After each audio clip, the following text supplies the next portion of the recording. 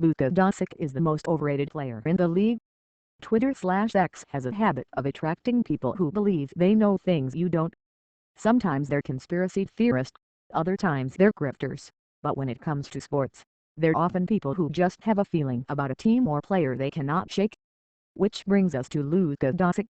A thread claiming Luka Doncic is the most overrated player in the NBA went semi-viral, and it touches on the biggest issue in sports discourse: wins. The 20-post thread essentially boils down to this: Luka's stats are amazing, but they don't help the Mavericks win games. These types of assertions that a player's quality can be measured by team success are all too common and almost always lack nuance.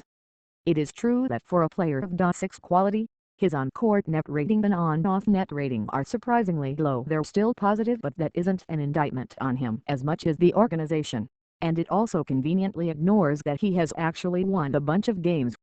The season before the Mavericks drafted Doncic, they went 24-58, a 29.2 win percentage.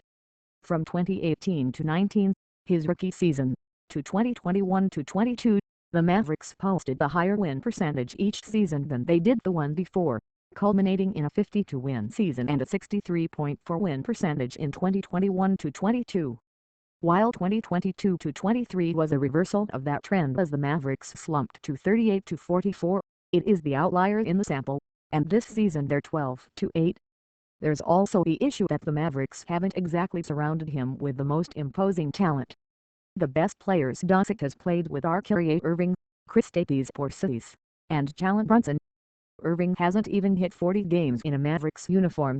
Porzingis was either hurt or returning from injury over his tenure, and Brunson didn't pop until his final season in Dallas when he won 52 games.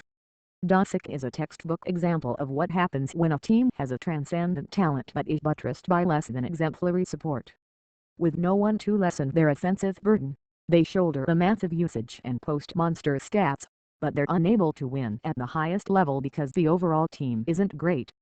Thus, they're labeled stat padders and overrated, when really they're carrying the team. The entire thread calling Doncic the most overrated player in the league could have been done about Michael Jordan in 1989.